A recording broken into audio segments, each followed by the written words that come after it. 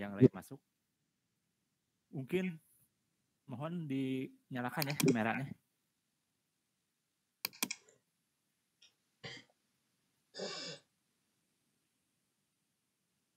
Oke, terima kasih. Nah, sebelumnya kita hari ini kan materinya masih tentang presentasi ya. Jadi 2 kali presentasi itu. Jadi sekarang tuh yang ke-8 ya. Nanti ada penggantinya. Tuh. Sama dengan minggu depan. Itu presentasi kelompok. Nah, presentasi kelompok ini hanya 15 menit. Maksimal 15 menit. Jadi nggak usah jelasin semua inti-intinya aja. Jadi tiap orang itu presentasi yang ada, ingat yang ada di kelompok. Kenapa? Karena nanti nilai itu diambil dari apa? Dari nilai materi, yang misalkan dari laporan yang dikumpulkan, plus nilai presentasi. Nah, misalnya kamu nggak presentasi, pasti nilainya beda dengan teman kamu yang presentasi. Jadi nggak mungkin disamaratakan. Gitu. Ada beda. Presentasi juga bukan berarti disamaratakan satu kelompok. Nanti kan saya bisa lihat nih pemahamannya. Nah, itu salah satu poinnya. Nah, selain itu juga saya mau, nah ini memberitahukan ya. Ya, pokoknya yang nggak bisa, kameranya misalnya apa ya nggak apa-apa. Ini yang bisa ya, nyalakan seperti itu. Nah, ini juga hasil evaluasi. Nah, ini dari ujian. Nah, ini. Jadi kalau kan lihat hasil, saya kecil, ingat nilai itu proses. Saya tuh nggak pernah lihat, nilai itu bisa berubah.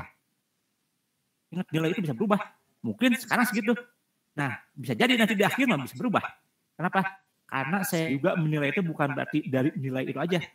Saya tuh ada nih kriteria penilaian tuh. Oke, yang pertama itu sikap. Ini termasuk nih sikap juga ada. Satu penilaian poin yang di luar yang ada. Itu kan UTS, UAS, tugas, kuis, absensi, itu kan yang di akademik. Tapi di luar itu ada juga nih sikap. Nah, ini sebenarnya tuh kadang dosen tuh ada nilai tambahan tuh dari sikap. Nah, tapi saya belum masukin. Nah, sikap itu seperti apa? Misalkan nih rajin. Nanti kan di akhir lihat nih contohnya rajin. Contoh absensi masuk terus pemahaman.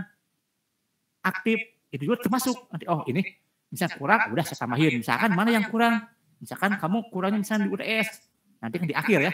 UASnya udah bagus misalkan. Ya saya tambahkan ke UTS. Nah, itu ya poinnya pasti beda-beda. Itu. Jadi jangan takut. Yang penting tuh prosesnya, ingat pemahaman. Itu poin pentingnya ya. Jadi cari itu pemahaman. Nah, yang kedua ini hasil evaluasi saya juga. Banyak sebenarnya kalau saya bilang itu jadi menjawab nggak sesuai materi. Jadi bisa jadi, nah saat seperti ini dia hanya hadir aja, tapi misalkan nggak mencatat. Nah, ada juga kan ada hal-hal yang saya sampaikan tuh nggak ada di materi, kalian harus mencatat.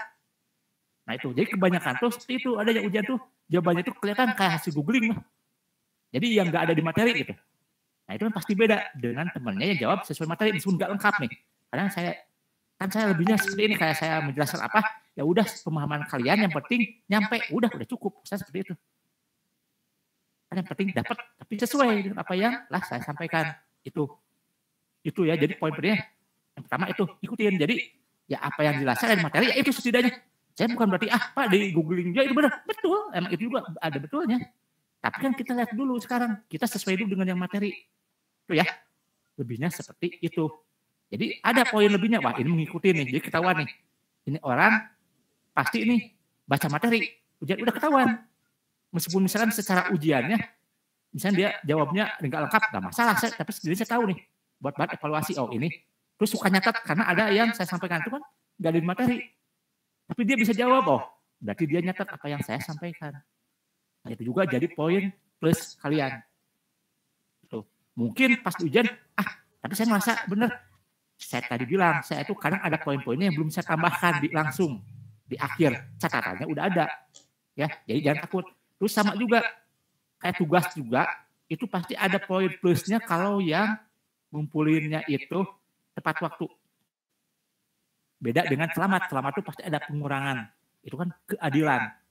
Jadi yang pertama itu saya bukan soal ini yang penting saya pengen perfect dulu, misalkan sempurna, enggak. Yang penting tepat waktu dulu. Karena yang namanya sempurna enggak itu kan proses pembelajaran. Saya enggak lihat sempurnanya, tapi ngumpulinnya dulu nih. Tapi setidaknya bukan jadi yang penting ngumpulin tapi asal. Misalnya kayak laporan itu enggak rapi, ya itu juga sama. Berarti kamu kelihatan enggak serius. Nah setidaknya serius, meskipun nggak lengkap, saya lebih menghargai seperti itu. Tapi dia tepat waktu, ada poin plusnya. Nah itu nanti dicatatnya, kan ada datanya di Classroom. Itu ya. Jadi jangan takut kalau lihat yang sekarang saya ngerasa lagi seperti itu.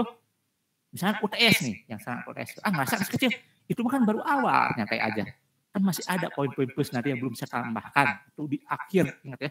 Itu di akhir, itu masih panjang di perjalanan. Baca itu kan masih menuju UAS itu masih panjang. Nah itu. Nah yang penting itu prosesnya. Jadi pemahaman satu proses, ingat ikutin. Lebih baik kalian tuh paham, sedikit lebih baik paham daripada nggak paham sama sekali. Pembelajaran itu seperti itu ya, butuh proses. Jadi jangan, takut saya pengen sempurna dulu, bagus dulu, tapi nggak tepat waktu. Jangan, biasakan tepat waktu. Itu lebih baik. Itu ya, itu poin yang pertama. Nah, ada lagi poin kedua apa? Nah, ini berhubungan dengan, nah misalkan kayak kalian itu kerja kelompok. Nah, kerja kelompok juga, laporan itu kan saya selalu coba cantumkan kontribusi ini juga buat keadilan juga. Saya nggak mau kerja kelompok yang kerjanya satu, yang lainnya enggak. Jadi harus ada kontribusi. Setidaknya ada kontribusi. Itu wajib ya. Jadi keadilan juga kan udah tahu nih. Jadi nanti juga kalian misalkan presentasi sesuai kalian kontribusinya di mana? Ya itu yang kalian jelaskan. Silahkan. Misalnya udah bagi, saya bagian ini. Silahkan, itu kan kalian yang menentukan, bukan saya. Kalian kan lebih tahu kan di kelompok pembagiannya mana, saya kerjainnya mana, ya udah. Itu terserah kalian. Itu ya.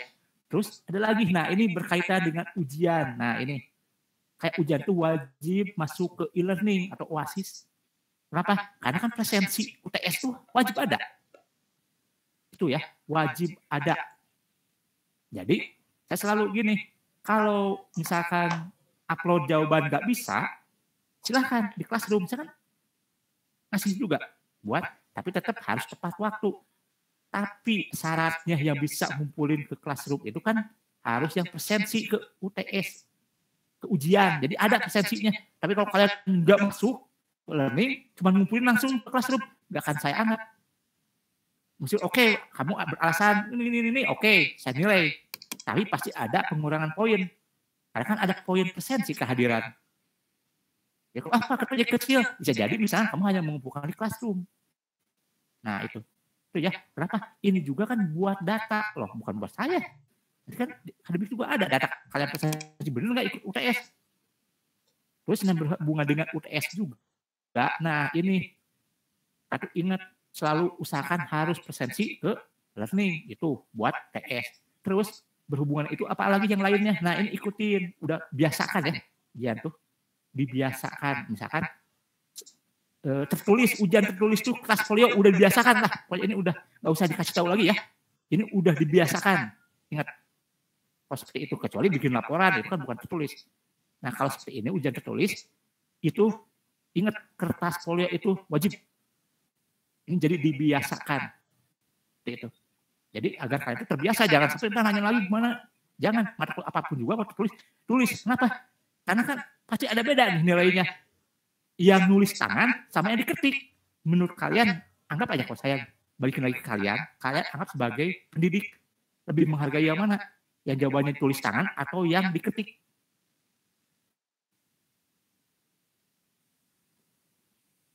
Tulis tangan, Pak. Iya, kenapa? Ketahuan kan kerjanya setidaknya. Yang tulis tangan itu bisa jadi oke, dia kan tinggal googling, copy paste, bener nggak?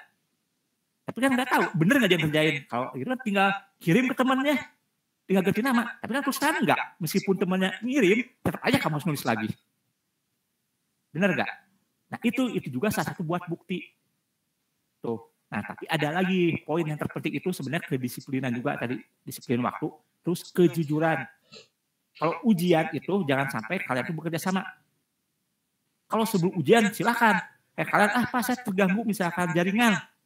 Gak bisa ini. Nah itu harus minta materi ke temennya yang hadir. Dia mencatat. Itu kan mahasiswa itu aktif. Jangan sampai, saya mah ada jaringan jadi gak tahu materinya. Lah kenapa gak minta ke temennya? Jangan jadikan itu alasan. Ingat loh. Sekarang masih ada kesempatan kalian tuh. Misalkan masih dikasih kesempatan. Tapi kalau kalian nanti ke depannya, ada kayak misalkan buat kerja. Nah misalkan online interview. Kalian terganggu jaringan. Apakah mereka mau menerima alasan kalian? Enggak. Mereka kalau kalian terus ya udah selesai. Misalnya karena kayak di akhir nih, misalkan ini menentukan kan terima kerja, tapi gara-gara jaringan, misalkan atau apapun itu, akhirnya, nah kalian itu gagal itu. Nah itu juga hal teknis yang harus kalian perhatikan. Seperti itu, misalkan jaringan jelek, kalian udah tahu nih di tempat kalian itu jaringan jelek, kenapa tidak maksain setidaknya ujian, itu maksain. Nah misalkan ke tempat siapa kek, dulu yang jaringannya bagus, atau ganti providernya dulu, yang penting itu. Terus kayak listrik, setidaknya laptopnya, misalkan pakai laptop, baterainya udah full dulu, jangan sampai dicas. Tapi kalaupun apa, saya laptopnya misalkan emang harus selalu dicas, minjem dulu. Setidaknya kalau buat ujian tuh minjem dulu, usaha. Jadi biasakan seperti itu. Ini buat kedepannya juga buat kalian. Ini kalau udah disiplin seperti itu, insya Allah kerja itu lebih tenang. Dunia kerja itu lebih lagi loh pressure-nya, saya bilang. Ya, jadi dari sekarang dibiasakan. Kerja itu nanti kalian kerjanya sendiri loh. Sekarang oke, masih bisa kerja sama. Entar kerja mah enggak, kalian tuh kerja sendiri. Ingat. Nah, mahasiswa itu sebenarnya itu dipersiapkan untuk dunia kerja. Jadi untuk kerja sendiri. Makanya silakan kalau belajar bareng, silakan monggo bebas. Tapi saat ujian jangan. Sebenarnya saat kalian ngasih jawaban ke temannya, sebenarnya yang kasihan itu yang dikasih jawaban. Oke, saya nilai dia sama, tapi pemain nggak ada. Nah, pertanggung jawabannya nanti sebenarnya yang salah siapa? Yang ngasih jawaban. Itu sebenarnya kamu itu ibaratnya kalau pengurangan poin ya, kayak pahala itu dikurang itu 2 kali. Secara itu. Tapi kalau kamu gak ngasih sebenarnya itu bagus. Kenapa? Ya teman kamu juga kan nanti buat dunia kerja juga nih. Itu. Jangan seperti itu, ingat ya. Jadi dibiasakan disiplin juga. Ini akan berguna buat kalian di dunia kerja yang sesungguhnya. Nanti ngerasa lah kan juga seperti itu. Ya, dunia kerja itu seperti itu. Ya, jadi itu poin-poin penting yang ingin saya sampaikan. Jadi jangan takut dengan nilai. Nilai itu bisa berubah kapanpun nilainya. Tapi pemahaman atau skill itu nggak bisa. Bukan sistem copy paste, skill itu nggak ada sistem copy paste. Itu butuh proses. Nilai emang sekarang jelek, bisa jadi akhir. Beda kan? Skill nggak bisa. Di awal nggak bisa, kalian nggak ada usaha, pasti tetap nggak ada. Itu proses tuh. Skill tuh. Ya, jadi lebih ke proses. Jadi jangan takut nilai. Ini nggak menjamin nilai kan kayak pas-pasan. Nanti susah kerja. Enggak juga. Kalau yang punya skill mah insya Allah tenang. Daripada misalkan kalian tuh secara nilai bagus, tapi sebenarnya pemahaman kurang. Pas tes kerja, oke, misalkan terima. Tapi misalkan pas di dunia kerjanya, misalnya dikasih nih ada kasus proyek, kalian nggak bisa. Nanti kan dipertanyakan, kok seperti ini? Padahal kamu tuh misalkan IPK-nya ini bagus nih, misalkan 3,8. Di sini nilai-nilainya bagus programming, tapi kenapa kerjanya gini nggak bisa? Itu kan yang malu siapa? Ya, ini saya bukan nakut-nakutin ya. Jadi anggap aja ini proses pembelajaran, jangan takut. Belajar itu kalau kalian salah, masih jangan takut, ini kan namanya proses pembelajaran. Belajar itu seperti itu. Yang penting kalian disiplin. Itu emang targetnya itu pengen bisa, ingat bukan pengen nilai. Karena nilai itu bonus, anggap aja nilai mah bonus lah. Seperti itu. Ya, mungkin itu poin-poin penting yang ingin saya sampaikan. Jadi ini juga buat kebaikan kalian sendiri. Oke, sebelum kita mulai ke presentasi ya, saya nggak akan nunjuk, misalnya kelompok ini dulu. Itu mah silahkan siapa yang siap pokoknya. Ya, ingat 15 menit. Oke, sebelum kita mulai ke presentasi, angkatnya mungkin kita berdoa dulu ya, menurut agama dan kepercayaan masing-masing, agar kita dikasih kelancaran. Itu ya, pemahaman juga akan materi dan ilmu nanti juga ya presentasi ya. Kita tuh saling belajar di sini. Jadi bukan saling menyalahkan dan juga presentasi, jelek ini jangan, nggak ada mereka gitu kan proses pembelajaran. Oke, mungkin untuk berdoa mulai.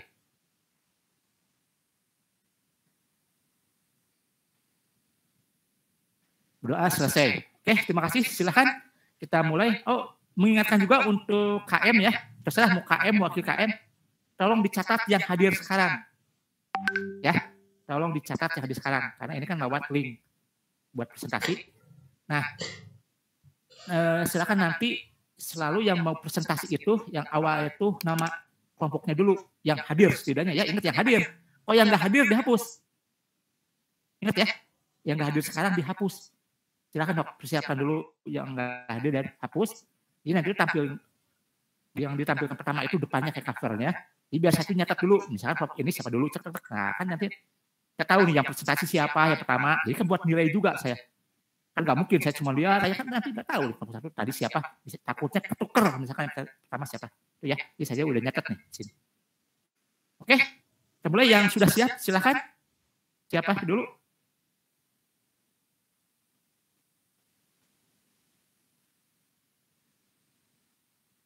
Silahkan. Yang sudah siap.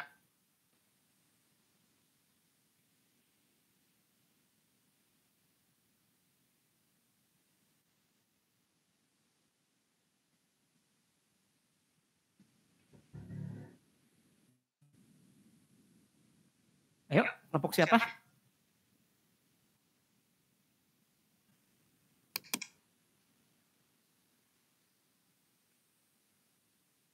Silahkan, lebih cepat, lebih baik loh. Sebenarnya yang rugi itu justru yang ke belakang-belakang. Kadang pasti kan lihat penampilan yang awal-awal. Biasanya kalau yang belakang-belakang berarti kan setidaknya harus lebih baik kan lihat dari yang teman yang sebelumnya. Seperti itu. Jangan sampai mengulangi misalkan kayak kesalahan teman yang sebelumnya. Silahkan.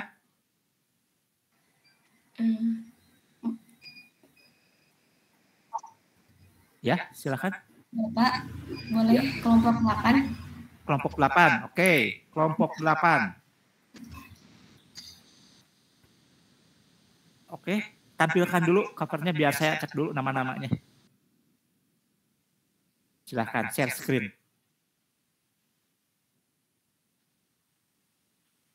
Oke, bentar ya, saya catat dulu. Ini yang hadir semua sekarang? Iya, Pak. Oke.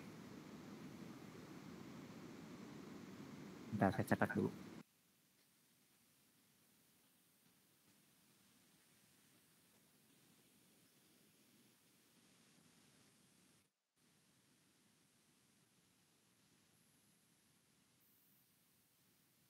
Oke, silakan. Kamu mulai.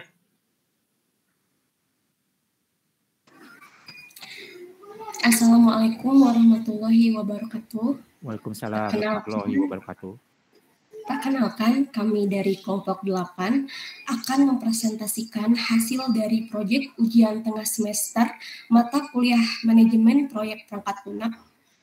Proyek yang telah kami buat yaitu Sistem Informasi Information BEM Sekolah Tinggi Teknologi Bandung yang berbasis web, yang disusun oleh Ali Marwan, saya sendiri Devitri Anggraini, Paujan Nandila Sidik, dan Vincentius Saputra Jemaah. Next.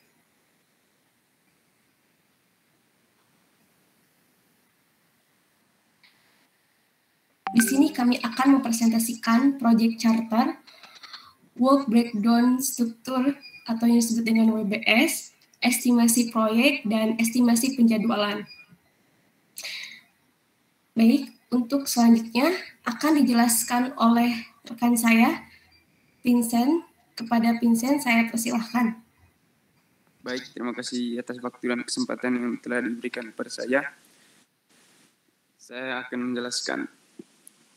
Ada 8 elemen yang kami pakai dalam pembuatan proyek charter, yaitu yang pertama, project goals. Tujuan proyek yang akan kita buat untuk mencapai tujuan proyek yang telah direncanakan dan membuahkan hasil atau manfaat yang diinginkan. Yang kedua, deliverable, di mana ada hal-hal yang perlu dilakukan untuk mencapai tujuan dari proyek, yaitu menganalisis sistem serta proyeknya. Yang ketiga, scope definition atau definisi lingkup untuk berbagai informasi seputar BEM STT Bandung yang bisa diakses secara real time. Yang keempat, ada project milestones yang di mana itu di dalamnya digunakan untuk membantu dan memfasilitasi BEM STT Bandung dalam berkomunikasi serta sosialisasi antara mahasiswa dan BEM mengenai saran, keluhan, dan apresiasi mahasiswa keluarkan. Yang Yang kelima, di sini ada kendala dan ketergantungan. Website e-information memiliki kemampuan berkomunikasi yang dapat memudahkan BEM STT Bandung dalam menginformasikan hal-hal penting pada mahasiswa dan dapat juga menampung saran atau apresiasi dari mahasiswa kepada BEM STT Bandung. Yang keenam, relate dokumen atau dokumen terkait. Yang ketujuh, project organisasi struktur atau struktur organisasi project. Dan yang ke-8 ada project authorization otoritas project. Selanjutnya saya serahkan ke teman kelompok. Baik, terima kasih kepada Vincent. Untuk selanjutnya, next. Baik, dalam permasalahan proyek ini, BEM Sekolah Tinggi Teknologi Bandung belum memiliki satu website resmi yang dimana mereka masih menggunakan media sosial seperti via WhatsApp, Instagram, dan Google Form untuk bisa menyampaikan informasi seputar BEM Sekolah Tinggi Teknologi Bandung. Dan itu sangat kurang fleksibel dan tidak relevan.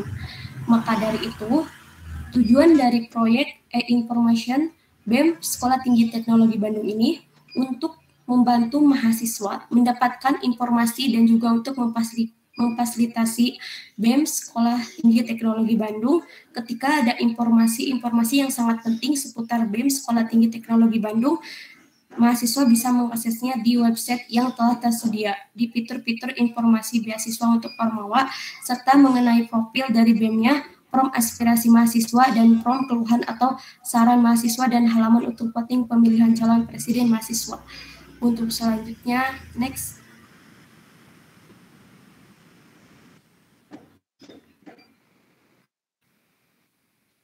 Di sini terdapat WBS yang telah kami rancang, yaitu Sistem Informasi Information BEM Sekolah Tinggi Teknologi Bandung berbasis web. Yang pertama ada Initation, yang dimana ada analisis sistem informasi information BEM Sekolah Tinggi Teknologi Bandung berbasis web, yang dimana di sini kita itu menganalisis fitur-fitur yang bakal ada dan alur setiap fitur yang ada. Yang kedua ada analisis karakteristik dan klasifikasi pengguna web BEM STTB Bandung.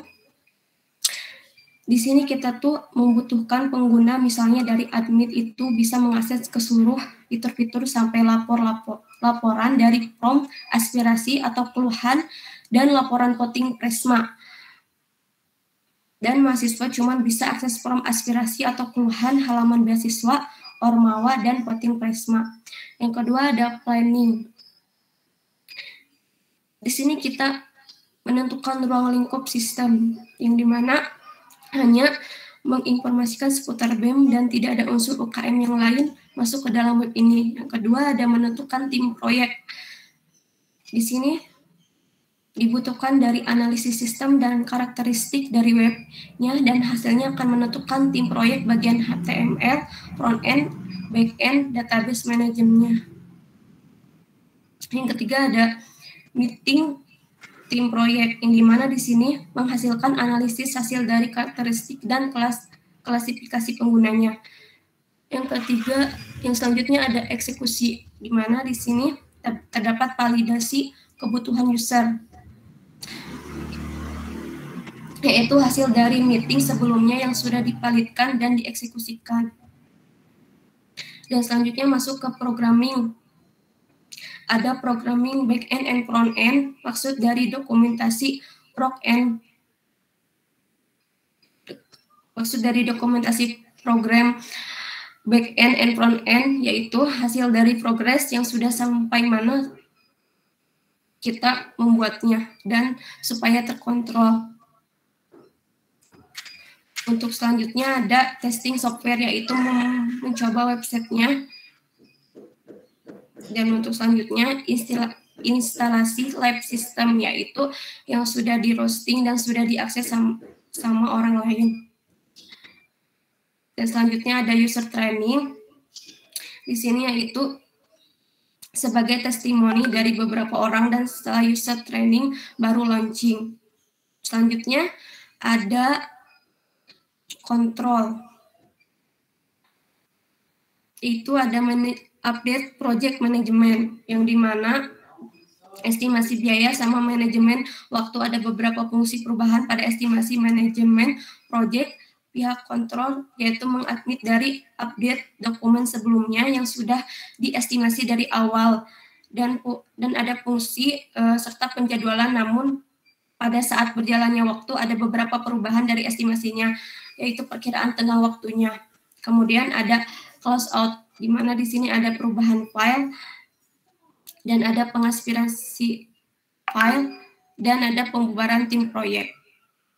Untuk selanjutnya akan dipresentasikan oleh rekan saya yang bernama Ali. Kepada Ali, saya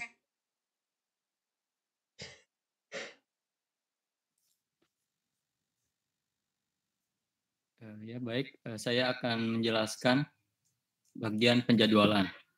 Dalam web ini kami mengalokasikan waktu selama kurang lebih 200 jam ya, di mana terhitung sebagai 26 hari. Dengan setiap harinya kurang lebih dari 8 jam, di mana di sini mulai pada tanggal 2 Mei dan berakhir pada tanggal 30 Mei. Dalam web ini kami dipecah menjadi 5 bagian, yaitu yang pertama inisiasi, yang kedua planning, yang ketiga eksekusi, yang keempat kontrol, yang kelima close out. Di mana di inisiasi ini kami membutuhkan waktu atau mengalokasikan waktu selama 16 jam dengan analisis proses sistem 8 jam, analisis karakteristik dan klasifikasi 8 jam.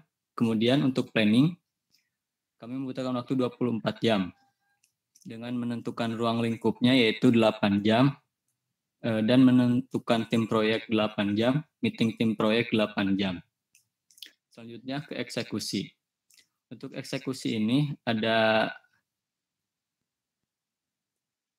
6 bagian, yaitu yang pertama validasi kebutuhan user, yang kedua programming, yang ketiga testing software, yang keempat instalasi live system, yang kelima user training, yang keenam yaitu launching.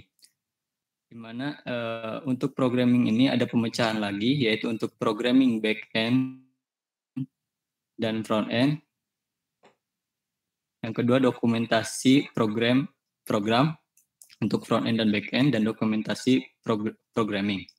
Selanjutnya ke kontrol. Untuk kontrol ini kami membutuhkan 8 jam untuk update project management.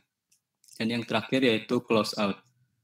Di mana perubahan file ini kami mengalokasikan waktu selama 8 jam, pengarsipan file 8 jam, dan yang terakhir pembubaran tim proyek 8 jam. Next slide. Nah, ini adalah Gantt chart atau Gantt chart untuk proses yang telah kami buat. Untuk selanjutnya saya kembalikan lagi kepada Devitri. Terima kasih. Baik, terima kasih kepada Ali. Selanjutnya akan dipresentasikan oleh Pak Ujan. Kepada Pak Ujan, saya persilahkan. Baik, di sini saya akan mempresentasikan tentang estimasi proyek.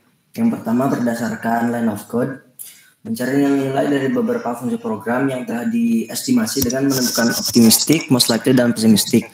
Menggunakan rumus expected value untuk mencari nilai estimasi dari perhitungan optimistic, most likely, dan pessimistic. Nah, ini kita sebelumnya udah belajar ya, yang ini. Kita pakai rumus yang ini ntar untuk mencari perhitungan dari optimistic dan most likely, pessimistic.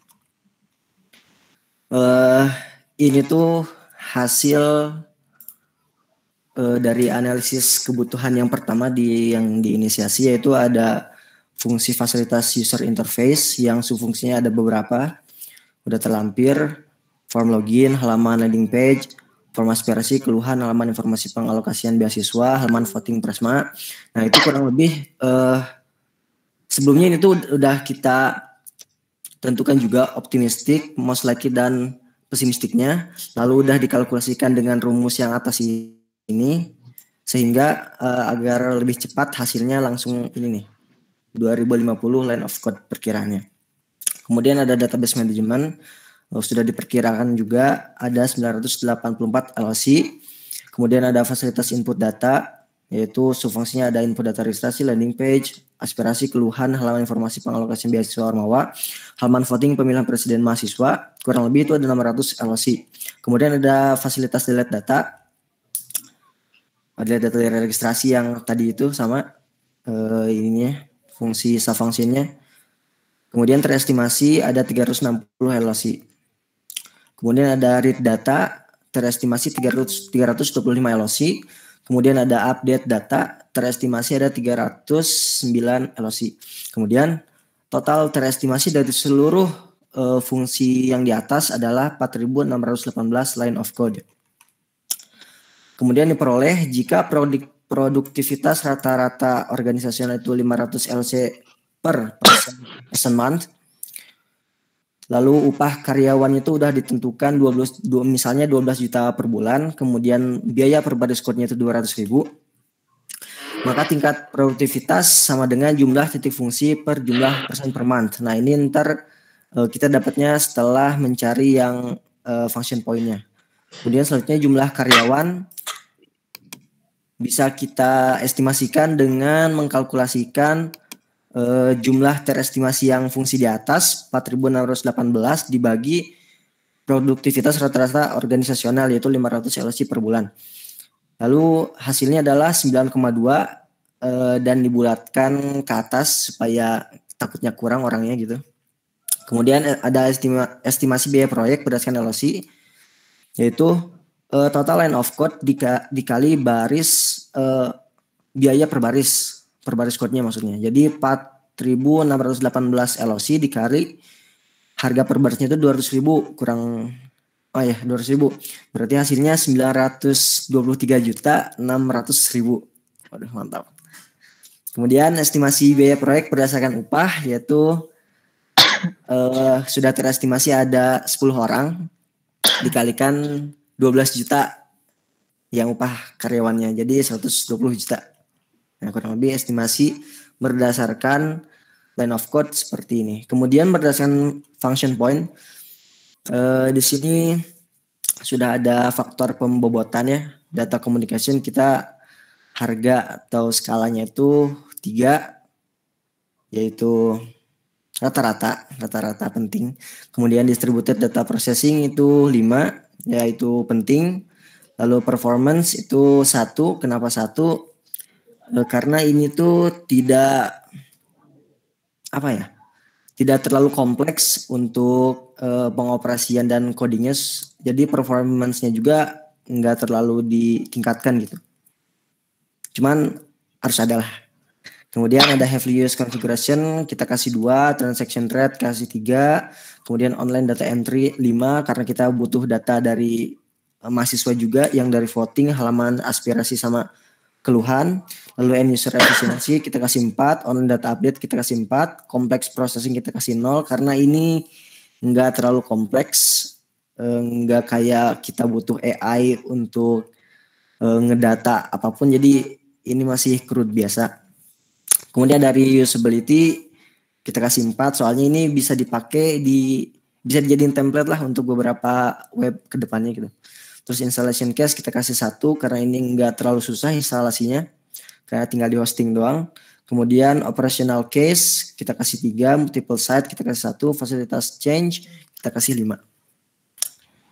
Nah, kemudian di total ini tuh ada 41 total skalanya. Kemudian yang faktor penyusunan kompleksitas ini ada rumusnya kan kemarin tuh 0,65 tambah 0,01 dikali jumlah hasil semua skala ini yaitu 41. Nah, hasilnya 1,06, ketika dijumlahin semuanya jadi 42,06. Kemudian ada perkiraan harga domain informasi. Nah, di sini udah kita estimasikan seperti optimistic, likely pessimistic dari jumlah input, output, inquiry, file, interface eksternal. Nah, kemudian kita, jadi yang OPT likely dan pes ini kita udah tentukan estimasinya sekian. Kemudian dari ketiga ini kita kalkulasikan untuk expected value-nya gitu. Menggunakan rumus yang awal tadi yang expected value. Hasilnya adalah jumlah terestimasi ini yang 13, 12, 11. Kemudian bobot ini kita pakai rata-rata dari jumlah input, jumlah output, inquiry, file itu kita pakai bobot yang rata-rata yang udah kemarin kita catat bareng-bareng. Kemudian ada jumlah function point, ini tuh hasil dari perkalian jumlah estimasi dikali bobot, hasilnya itu jumlah FP. Kemudian FP ini dijumlahin hasilnya 220. Sehingga total faktor pembobotan itu yang atas ini ya, maksudnya 42,06 pakai sigma terus FI. Kemudian total FP itu yang 220 tuh yang ini. Lalu FP terestimasi sama dengan jumlah total dikali 0,65 tambah 0,01 kali sigma FI yang ini. Hasilnya adalah 220 yang atas. Ini tinggal masukin aja. Kemudian sigma FI-nya 42,06. Hasilnya adalah FP terestimasi adalah 263. Kemudian diketahui produktivitas sama dengan 100 LC per month dari data historis. Misalkan data upahnya sama kayak atas. Berapa juta sih? 12 juta. Kemudian biaya FP-nya adalah 12 juta dibagi produktivitasnya yaitu 100. Sama dengan biaya FP-nya itu 1 FP-nya 120.000. Kemudian estimasi biaya proyek berdasarkan function point yaitu 120.000 dikali total FP terestimasi ini kan biayanya nih, biaya 1 FP-nya. Sedangkan FP-nya tuh ada function point-nya ada 263. Tinggal kaliin hasilnya 31.560.000. Kemudian ini ada manajemen resiko, diasumsikan probability value-nya maturity-nya minor, kompleksitinya minor, soalnya nggak terlalu ribet juga, dependensinya juga low. Kemudian ini rumusnya untuk mencari probability failure-nya itu masukin aja nilai-nilai ini. Lalu kita cari rata-ratanya yaitu hasilnya ini. Sama ini juga cost-nya kita butuh low, nggak terlalu membutuhkan banyak biaya. Itu banyak sih lumayan kita. Kemudian ada schedule, ini juga low, terus ada reliability itu juga low. Performance low ini kan diasumsikan gitu konsekuensi of failure-nya.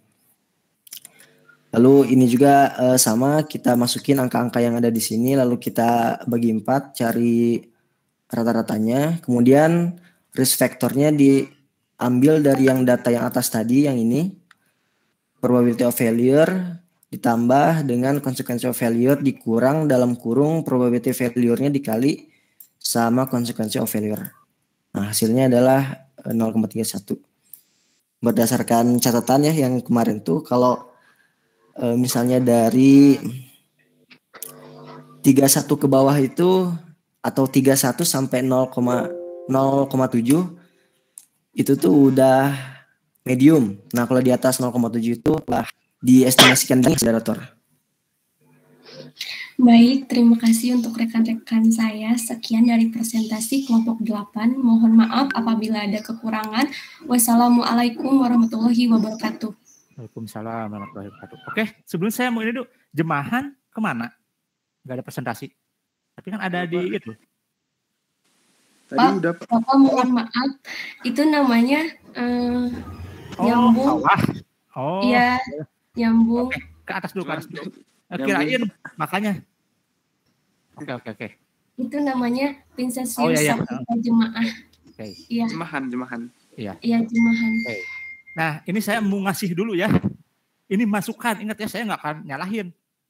Nih, yang pertama ini itu presentasi ya. Presentasi itu yang pertama itu harus ada kontak. Ini buat kedepannya juga kan pembelajaran. Ini presentasi. Jadi jangan monoton. Nah, terus usahakan kenapa harus kelihatan muka kamera. Ya ini kan presentasi. Bukan buat sekarang aja. Mungkin kedepannya. Itu poin tuh yang pertama itu. Terus bisa kelihatan juga nih, kalian tuh bener-bener paham materi enggak? Kalian boleh lihat materi, tapi jangan selalu lihat ke bawah. Ngerti enggak? Ada gestur setidaknya. Gestur bebas. Tangan gimana, tapi jangan gini terus. Jadi kamu tuh enggak lihat gini aja terus. Nah, terus kalau saya lihat, deputy itu udah kelihatan muka, tapi enggak jelas mukanya. Kamu sampai hidung aja segini kelihatannya. Kalau deputy. Jadi selainnya cuma sampai segini. Jadi kalau yang saya lihat, setidaknya kelihatan segini ya. Dia harus kelihatan segini setidaknya loh. Itu Fauzan dan Ali Marwan. Udah ke presentasi, udah oke. Kelihatannya. Ya Fitri, kurangnya cuma sampai hidung. Jadi kelihatannya cuma sampai hidung. Kameranya, jadi harusnya liatin dulu nih. Jadi dia sampai segini nih. Ya, itu wajib seperti itu. Itu presentasi. Nah, terus yang kedua, saya lihat Ali Marwan udah bagus. Tapi tahu nggak Ali Marwan kurangnya apa? Kalau saya nanya ke Ali, menurut kamu kurangnya apa?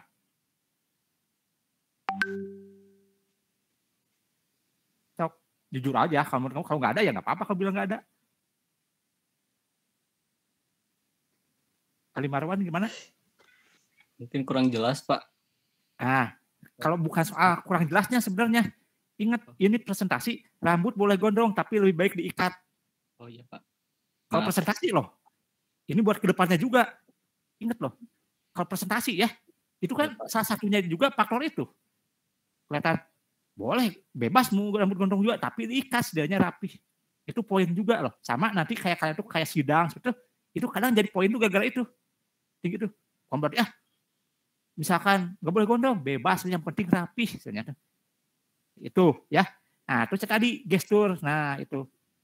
Nah terus juga ingat ini konsisten. Nah ini sebenarnya kalau dibilang jujur, mungkin kalian juga ngerasakan Fauzan paling ini ya banyak materinya, mungkin bagus. Tapi sebenarnya ada kurangnya juga. Dia itu nggak konsisten.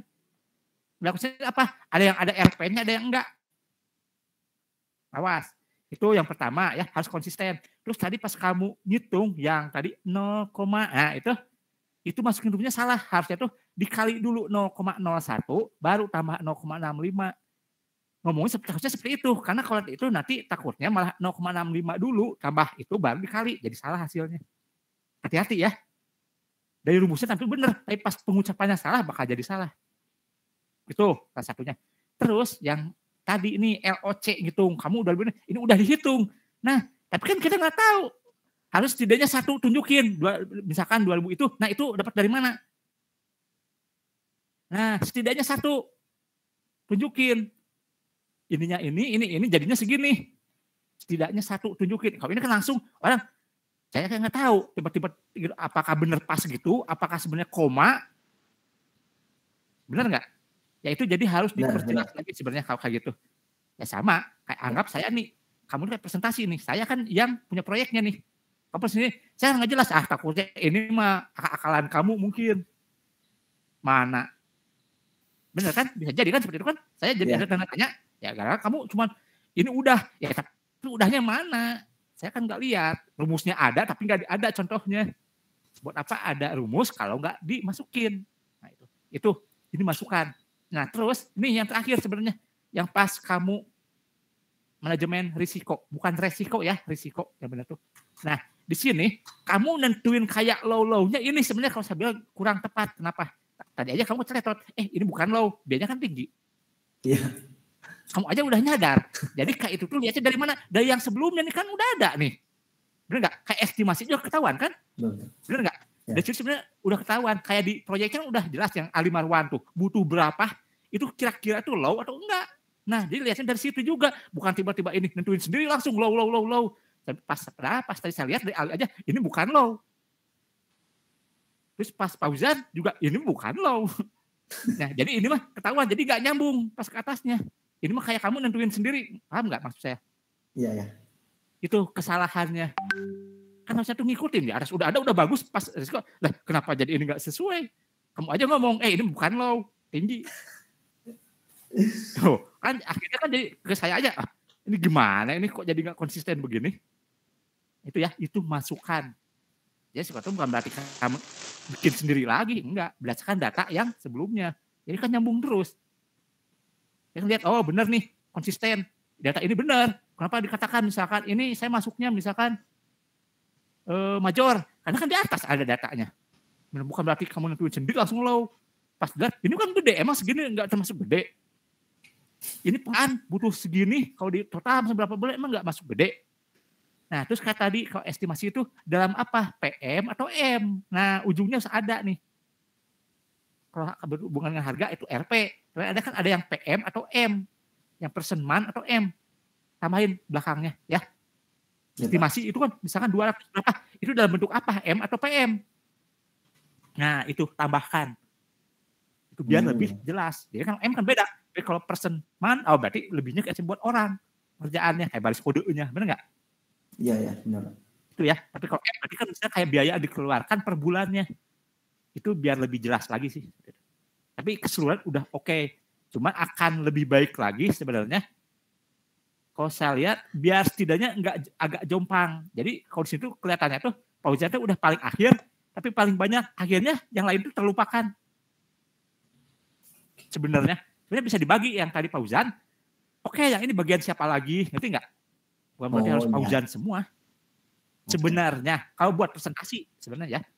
Karena kan ini namanya juga presentasi itu kayak tim loh. Tim itu. Terus kalau ada moderator, bagus ada moderator. Moderator misalkan untuk siapa dulu. Nah, pas misalkan kayak deputy bilang misalkan misalkan pensius. Nah, pensius itu harus mengucapkan juga, ini ada etika juga. Mengucapkan terima kasih ke yang sebelumnya udah memperkenalkan. Ya, terima kasih buat deputy. Nah, langsung kamu harusnya boleh kamu bilang misalkan akan dikembalikan ke moderator atau untuk ke teman selanjutnya. Tapi kalau emang selalu lewat moderator harus saya kembalikan ke moderator. Itu kan salah satu etika juga biar enak alurnya. Ya, ini mah buat pembelajaran ke depannya. Oke, selebihnya udah oke. Oke, sekarang silakan kelompok berikutnya ini tutup aja. Silakan tutup.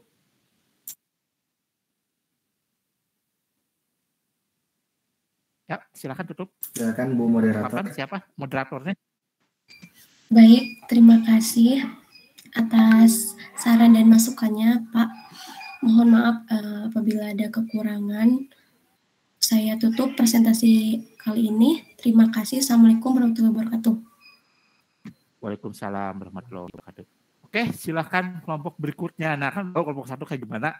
Nah, kalau kedua setidaknya harus lebih baik. Setidaknya. Boleh Pak kelompok kami? Ya, silakan kelompok berapa? Kelompok 1.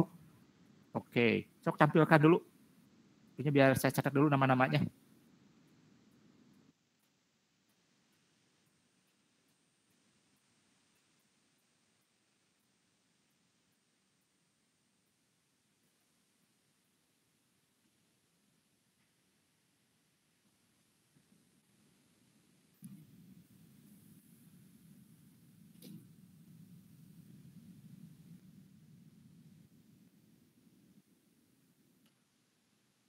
Bentar ya, saya catat dulu.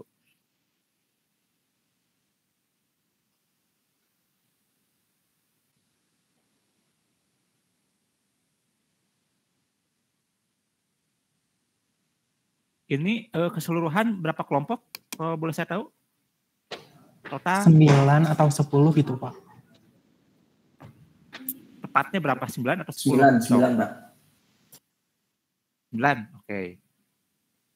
Oke, silakan. Boleh dimulai. Silakan. Assalamualaikum warahmatullahi wabarakatuh. Perkenalkan kami dari kelompok 1. Di sini kami akan mempresentasikan tentang sistem konsultasi barang elektronik dengan live chat dari WBS-nya, estimasi biaya, dan project charter. Untuk WBS-nya, berikutnya itu akan dimulai dari WBS yang akan dijelaskan oleh Nopi.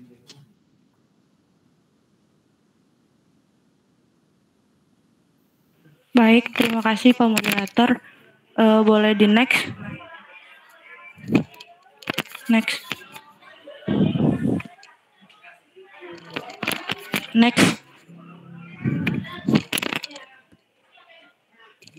Baik, untuk WBS sendiri di sistem konsultasi kerusakan barang elektronik dengan fitur live chat. Ada inisiasi, perencanaan, eksekusi, kontrol, dan penutupan. Untuk inisiasi sendiri, terdapat adanya wawancara project owner, ulasan mengenai apa saja kerusakan barang elektronik, mengembangkan project charter, deliverable, menyarankan project charter. Untuk perencanaannya sendiri, terdapat untuk menentukan tim, rapat pembukaan tim, project management plan, membuat diagram UML untuk menjelaskan flow system. Untuk eksekusi sendiri, di dalamnya terdapat pengadaan perangkat keras atau software, prototyping, desain database, pengkodean, tahap pengujian, customer test drive, sama development. Untuk kontrol sendiri, terdapat untuk mendengarkan user, membangun dan merevisi mockup. Dan yang terakhir untuk penutupan, terdapat membuat buku panduan program dan mendapatkan feedback user. Sebelumnya selesai, kembalikan kepada moderator.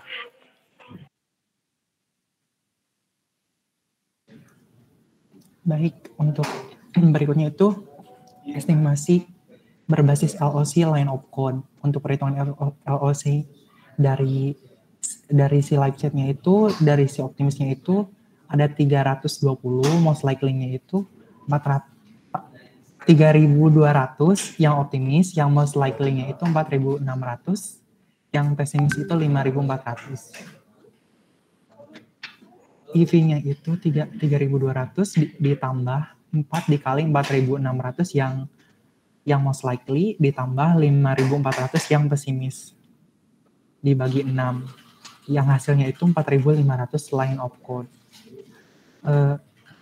Untuk fungsi-fungsinya sendiri itu ada interface pemakai dan fasilitas kontrol, fitur live chat, manajemen database, diagram UML, crew data, dan deployment.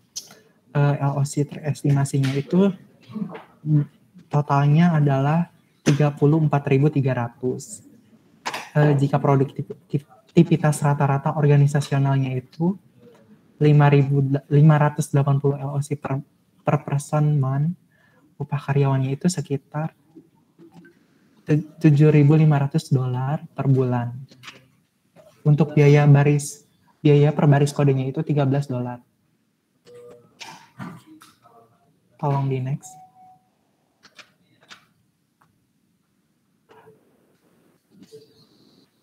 Maka tingkat produktivitas sama dengan jumlah titik fungsi jumlah orang dalam satu bulan, dalam per bulan. Jumlah karyawan. Untuk menghitung jumlah karyawannya itu 34.300 line of code sama dengan 59,1 yang dibulatkan jadi dibagi 34.300 line of code dibagi 580 line of code per bulan. Yang hasilnya itu 59,1 yang dibulatkan menjadi 60 orang. Untuk estimasi biaya proyek berdasarkan line of code-nya itu 34.300 line of code dikali $13. Yang hasilnya itu $445.900. Estimasi biaya proyek berdasarkan upah. Jumlah orang karyawannya itu 60 orang dikali upahnya itu per orangnya itu $7.500 yang hasilnya itu $450.000. Ini untuk harga estimasi berbasis FV-nya. Ini ada faktornya itu backup dan recover, komunikasi data, pemrosesan terdistribusi, kinerja kritis, lingkungan operasi yang ada, entry data online, transaksi input pada layar ganda, file master yang diperbarui, online secara online, nilai kompleks domain informasi, pemrosesan internal yang kompleks, kode yang didesain untuk dapat dipakai lagi, konversi atau instalasi dalam desain, instalasi ganda, aplikasi yang didesain bagi perubahan, dan faktor penyesuaian kompleksitas. Total harga terestimasinya itu 60.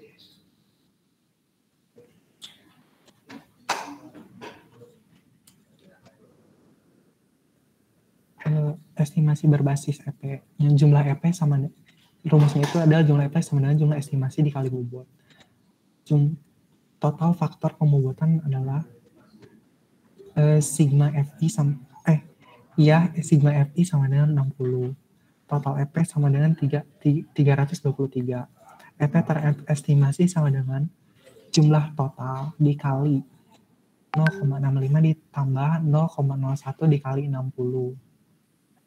Yang jumlah totalnya tadi adalah ini, jumlah total EP-nya itu 323. Yang hasilnya itu 404.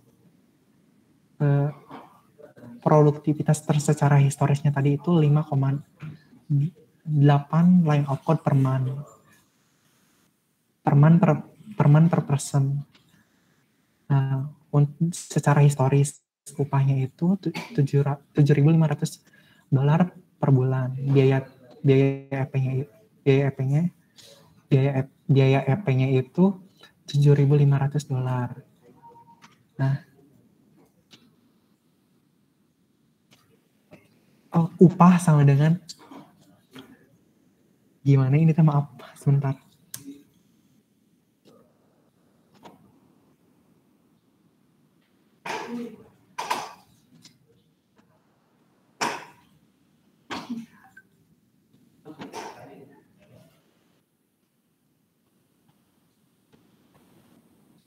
Oh iya, estimasi biaya proyek sama dengan biaya EP dikali EP terestimasi sama dengan ya ini tadi $1.293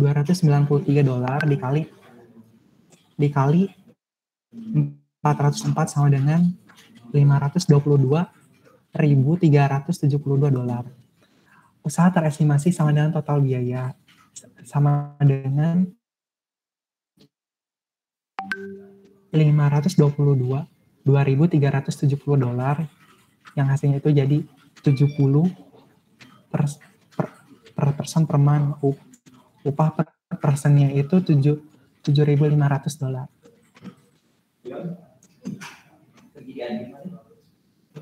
Untuk selanjutnya akan dijelaskan oleh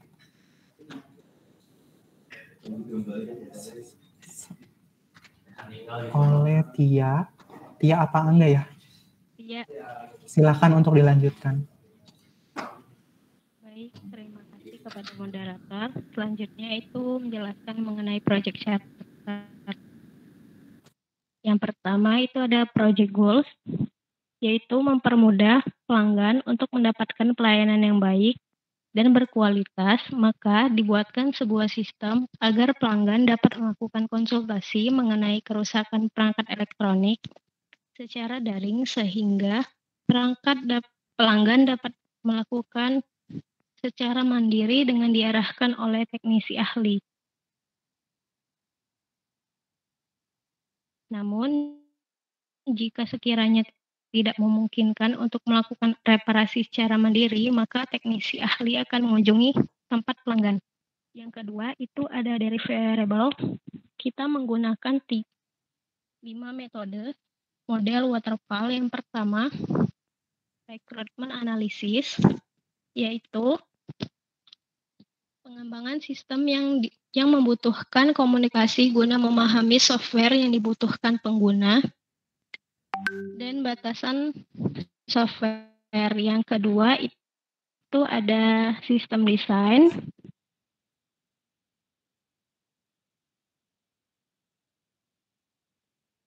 Proses desain dilakukan penerjemahan syarat kebutuhan sebuah perancangan,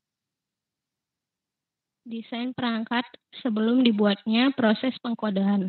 Dan yang ketiga itu ada scope definition, batasan dari proyek. Batasan dari proyek itu tidak membahas mengenai data pribadi, tidak membahas mengenai jurnal UI dan UX, dan kebutuhan fungsional yang dibutuhkan oleh sistem. Yang pertama itu sistem harus bisa melayani konsumen secara 24 jam. Yang kedua itu sistem harus bisa melayani kebutuhan konsumen menggunakan live chat.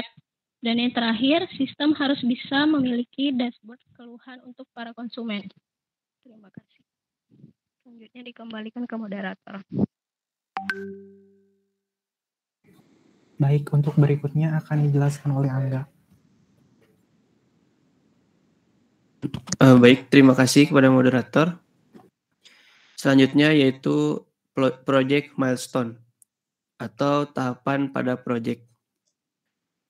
Yang pertama, project start atau kick off dimulai di tanggal 4 bulan 2 2022, lalu dilanjutkan dengan complete collect requirement, complete design, terus menyelesaikan deployment, testing, production server installation, lalu testing server,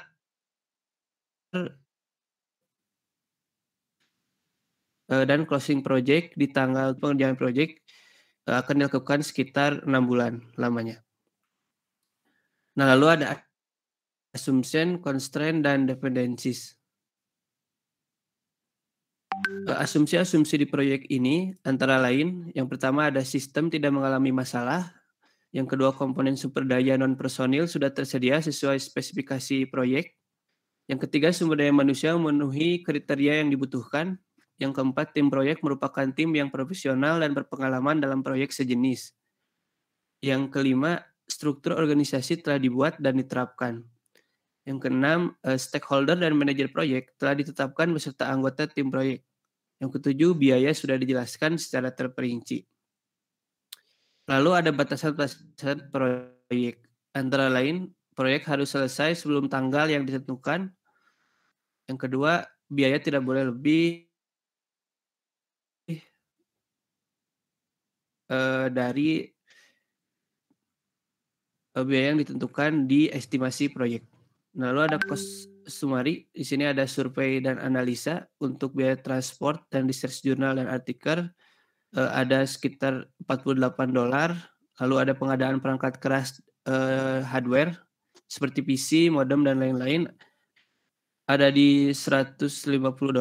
Lalu ada biaya lisensi software untuk software berbayar. Lalu ada upah pegawai serta transport sudah include, ada di $495. Lalu ada testing aplikasi, deployment, server dan domain ada di $400. Lalu poin selanjutnya ada related dokumen atau dokumen sejenis dengan proyek ini untuk mencari referensi. Yang pertama ada tanggung jawab para pihak terhadap kerusakan barang elektronik dalam proses pengangkutan darat, penulis Wirahadi Permana dari Universitas Mataram. Lalu ada jurnal sistem pakar analisis kerusakan pada barang elektronik dari Hafid Sulistiawan dari STMIK Kakom Yogyakarta tahun 2009. Lalu ada pembuatan website dengan fitur live chat dari Clara Manta, Yani Siahan, dan Edi Rahman dari jurnal Ilmu Komputer dan Sistem Komputer atau Jigstra 2 2020. Nah, lalu untuk proyek organisasional struktur sendiri terbagi dari 60 orang sesuai estimasi tadi, yang terdiri dari direktur utama, project owner, project manager, sistem analis, lalu ada desainer fitur live chat, programmer, tester, dokumentator, dan administrator. Lalu yang terakhir ada project authorization dari business manager dan project manager. Sekian, saya kembalikan lagi ke moderator.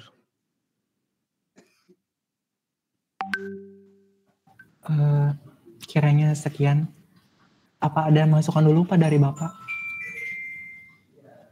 Oke, udah. Oke, nah sekarang sok ke awal dulu materinya. Dan presentasinya slide ke awal dulu, slide awal. Ini masukkan aja. Yang awal, paling awal. Oke, paling awal. Oke, paling awal. Nah, ini kan. Nah, di sini, kamu kan setelah ini ada lagi sok slide kedua apa? Nah, kan ada yang gini-gininya. Tapi tiba-tiba kamu langsung dilewat. Nggak boleh ke presentasi. Ingat, ini bukan presentasi kuliah. Ini kayak proposal kan. Ya, menentukan. Nah, kalau yang seperti ini, apa yang ada ditampilkan harus dijelaskan. Karena proposal nggak boleh. Kamu ada banget tiba-tiba tadi langsung lewat. Nah, saya bilang, itu kan ada. Ingat, ini bukan presentasi kamu kayak kuliah materi, ingat ya. Ini kayak kan proposal ini. Banyak kayak ke bos. Kalau kayak gini presentasinya, apa yang tampil itu harus dijelaskan. Nggak boleh, cuma ada tapi nggak dijelaskan. Itu salahnya yang pertama ya. Jadi masukan. Sebenarnya udah, ini aja dari sini. Oke, terus next.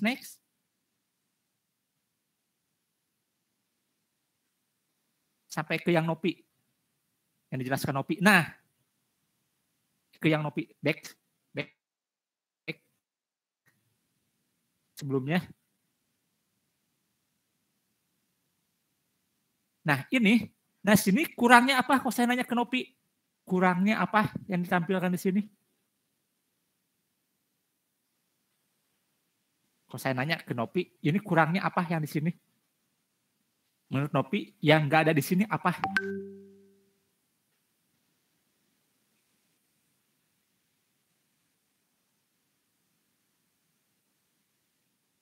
Atau yang mau jawab silahkan. Kira-kira kurangnya apa yang nggak ada di sini?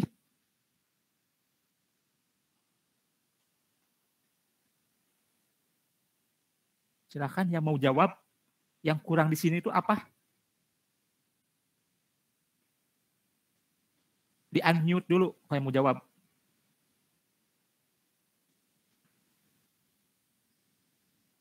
Lihat dari yang sebelumnya udah presentasi itu kelompok 8. Yang ada di kelompok 8 di sini nggak ada apa? Penjadwalan kan, Pak? Nah, itu. Jadi harus jelaskan. Nanti jadi tahu nih. Kan berapa, bener nggak? Jelasin tentang person man, tapi mana? Bisa, itu kan harusnya kan ada, bener nggak? Tidaknya menuliskan itu, berarti kan ada yang jadi patokannya, dasarnya, bener nggak? Tek, nah itunya estimasi. Nah di sini kurangnya itu sebenarnya. Kalau ini kan lebihnya WBS-nya, tapi lebihnya kan kayak Gantt chart-nya. Itu, jadi durasinya. Itu kurangnya itu sebenarnya itu. Jadi biar lebih jelas. Ini kan jadi bahan pertimbangan juga. Tuh, oke, next. Slide-nya, next. Nah, yang ini, siapa yang ngejelasin?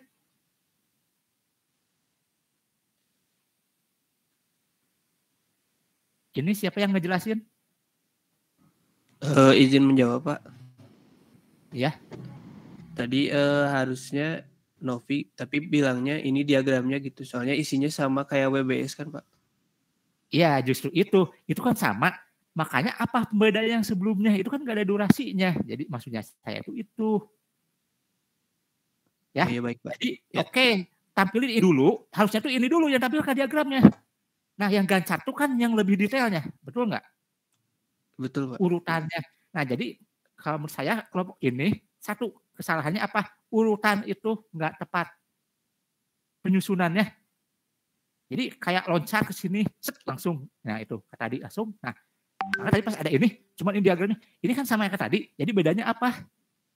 Nah, sedangkan dia sebelum itu kan WBS-nya ada.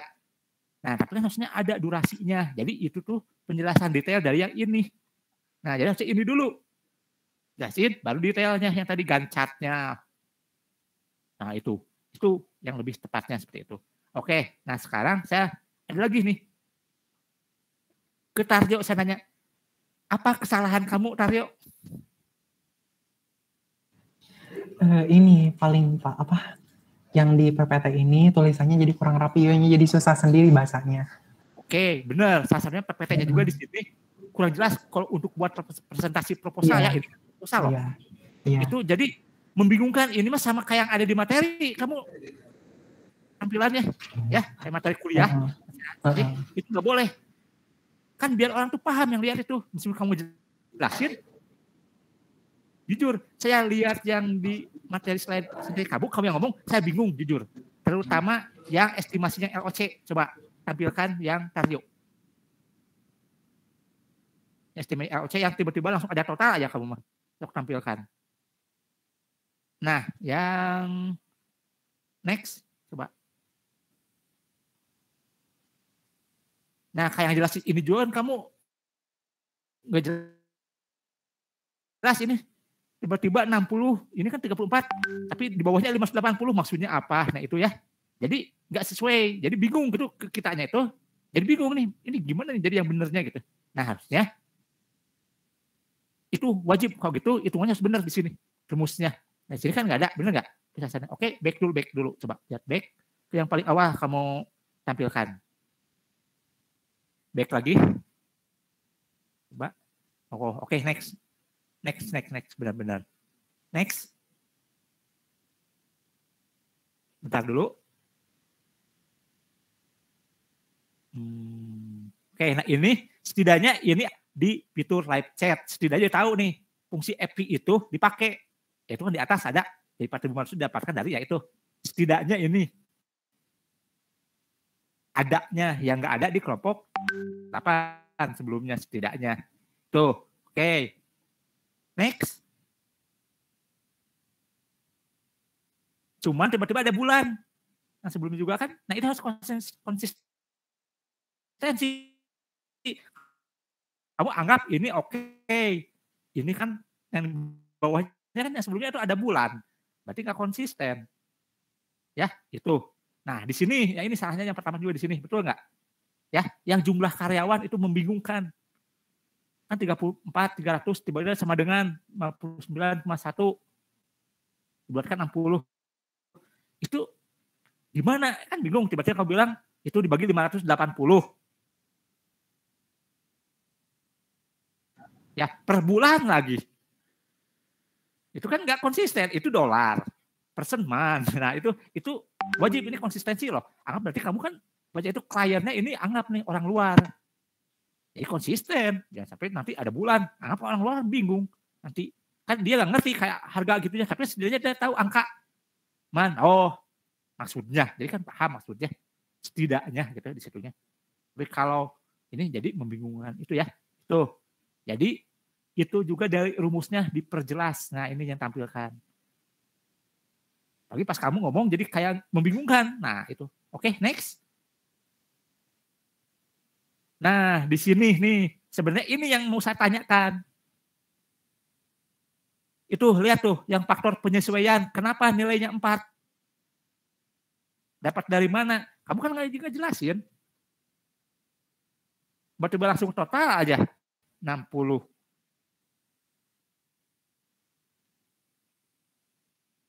Itu faktor penyesuaian 4 dapat dari mana? Karena biasanya itu dalam bentuk 0, betul atau tidak? Karena kan dikali 0,01, benar nggak? Iya benar Pak. Nah, nggak mungkin loh 4. Pasti 0, saya yakin. Tuh. Kalaupun ini pasti koma lah. Tuh. Sok dapat 4 dari mana? Hitung tuh total yang atas berapa? Iya rumusnya. Makanya pas saya lihat ini, wah ini udah salah. Pasti ke saya pasti salah. Itu sebenarnya, makanya hati-hati. Karena kalau gitu, coba yang tahu hitung tuh atasnya. Jangan mempermasalahkan nilainya, itu kenapa 5? Udah, hitung totalnya yang sebelum faktor, atasnya jumlahin totalnya berapa?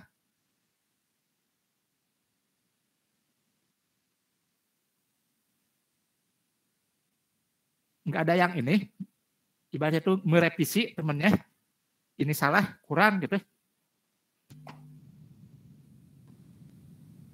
Enggak ada yang gitu, teman satu kelompoknya. Ini hati-hati ya, ini tim loh. Tim tuh harus saling mengkoreksi juga. Berarti, kamu bagian ini, udah biarin aja. Terima aja. Tapi yang juga mengkoreksi ini pekerjaan masing-masing. Biar tahu nih, kurangnya apa. Misalnya, kerja kan ada tambahan. Ayo, ada yang udah dapat, dijumlahkan berapa? Yang atas, sebelum faktor penyesuaian, 5 tambah 3, tuh, tambah 0, tambah 5, tambah 2, tambah 4. Berapa totalnya? 56, Pak. Oke, 56. Nah, sekarang 56 dikali 0,01 berapa? 56 dulu kali 0,01 berapa?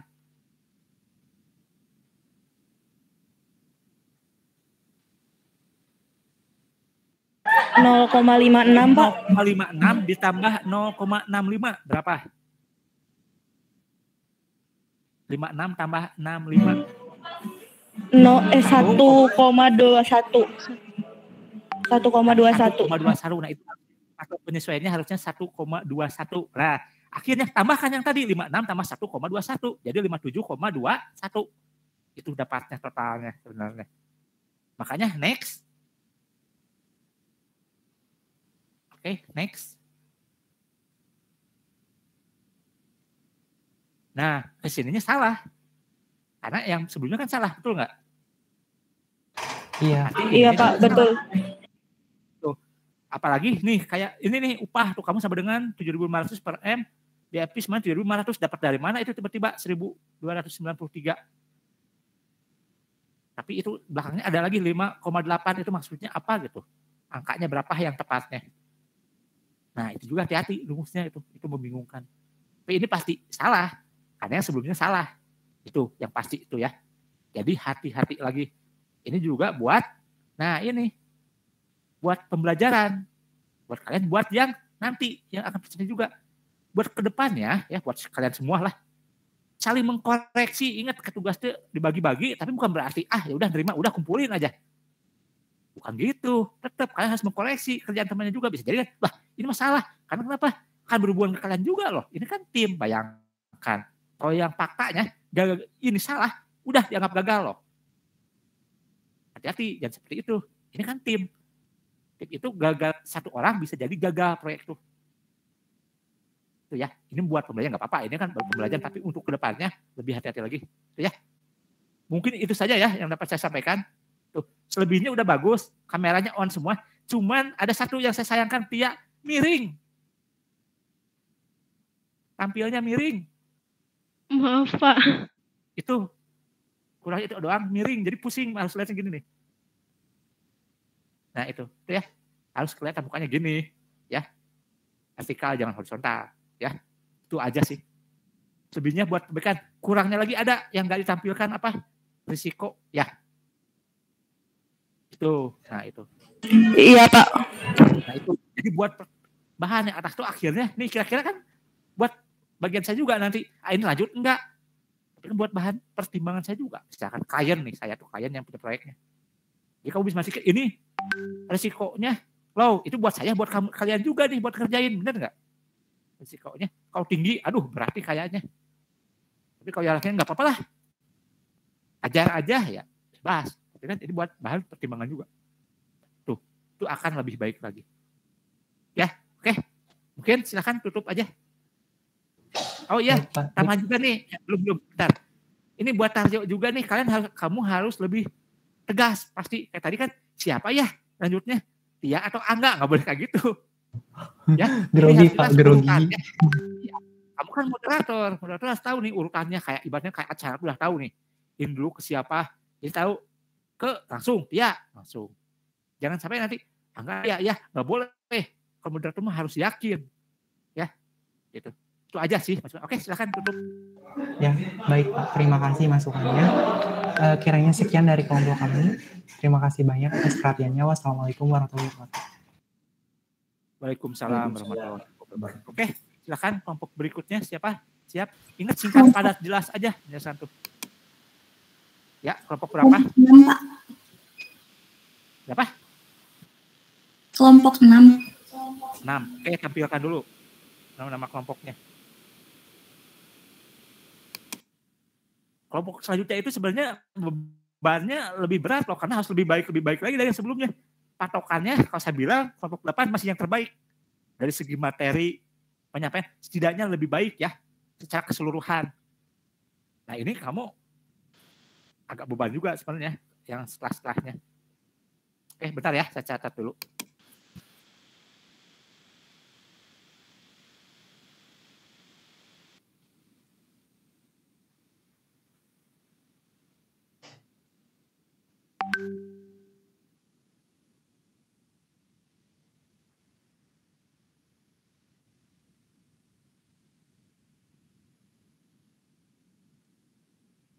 Oke, sudah silakan dimulai. Ingat singkat padat jelas.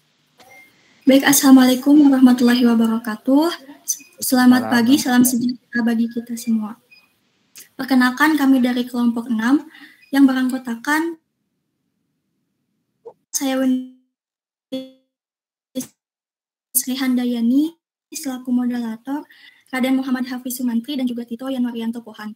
Di sini kami akan mempresentasikan mengenai perancangan aplikasi penyewaan alat tani berbasis web. Next.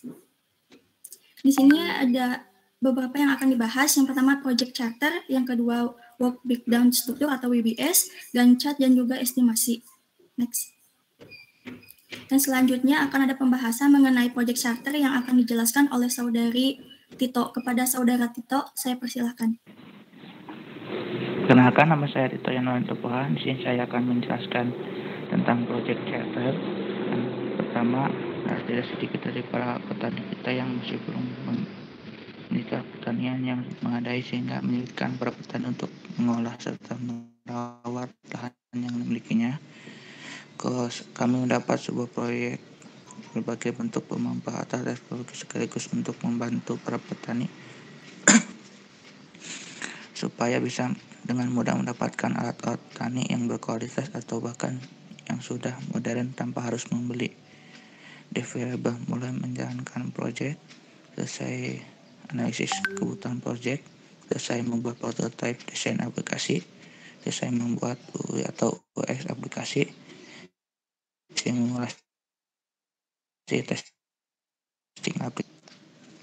Scope definition, batasan dari proyek, kebutuhan fungsional yang harus ada dalam sistem yang akan dibuat kebutuhan yang fungsional. Assumption, constraint, dan dependency. Issues, budgetnya yaitu 2.400.000.000, total tim 39, asumsi dan kendala tidak ada. Project organization struktur, project manager, system analysis, front end dan back end develop, UX design, system testing, project authorization, approved by business manager, approved by project manager. Next. Ya, sini akan saya kembalikan lagi pada moderator. Baik, terima kasih saudara Tito. Untuk yang selanjutnya ada pembahasan work breakdown struktur yang akan dijelaskan oleh saya sendiri. Di sini ada WBS dari perancangan aplikasi penyewaan alat tani berbasis web, di mana ada melewati beberapa proses. Yang pertama, yang ke-1 yaitu ada initiation, yang kedua ada planning, yang ketiga ada execution, yang keempat ada control, dan juga yang kelima ada close out.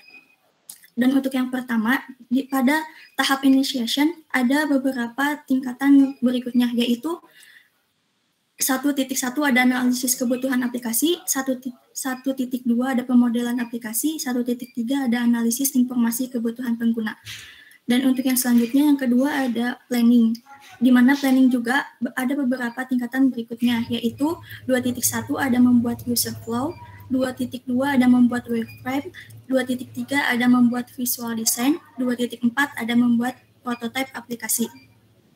Yang selanjutnya yang ketiga ada execution. Ada beberapa tingkatan berikutnya lagi. Yang pertama ada 3.1 desain database. Yang kedua 3.2 desain aplikasi, di mana desain aplikasi ini memiliki tingkatan berikutnya lagi, yaitu 3.2.1 membuat tampilan data alat tani, 3.2.2 membuat tampilan data penyewa, 3.2.3 membuat tampilan transaksi, 3.2.4 membuat tampilan laporan, 3.2.5 dokumentasi desain aplikasi. Dan yang ketiga ada programming, yang mana memiliki tingkatan berikutnya lagi, yaitu 3.3.1 programming front dan back-end, 3.2.2 dokumentasi programming front-end dan juga back-end. Dan yang keempat ada control. Di sini control juga memiliki tingkatan berikutnya lagi, yaitu 4.1 performance testing, 4.2 memberikan catatan list, perbaikan, 4.3 yaitu dokumentasi testing program. Dan yang kelima, memiliki tingkatan berikutnya lagi, yaitu 5.1 statistik, yang memiliki tingkatan berikutnya, yaitu 5.1.1 statistik keuangan, dan maintenance, yaitu 5.2, memiliki tingkatan berikutnya lagi, yaitu 5.2.1 pemeliharaan dan perbaikan aplikasi. Next. Di sini bisa kita lihat di sebelah kanan ada gancat dari perancangan aplikasi kami, dan sebelah kirinya itu ada gabungan dari WBS dan juga datanya, di mana inisiasi dilaksanakan dari tanggal 1 bulan April 2022 sampai tanggal 14 bulan April 2022, dan untuk planning dari tanggal 14 bulan April 2022 sampai tanggal 2 bulan Mei 2022.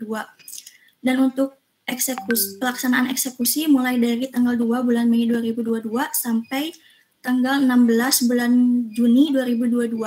Untuk pelaksanaan kontrol tanggal 20 bulan Juni 2022 sampai tanggal 29 bulan Juni 2022. Dan untuk pelaksanaan close out mulai dari tanggal 29 bulan Juni 2022 sampai tanggal 5 bulan Juli 2022. Sekian penjelasan dari saya. Untuk yang selanjutnya ada pembahasan estimasi. Next. Selanjutnya ada estimasi LOC yang akan dijelaskan oleh Saudara Ahmad Dandi. Kepada Saudara Ahmad Dandi, saya persilahkan.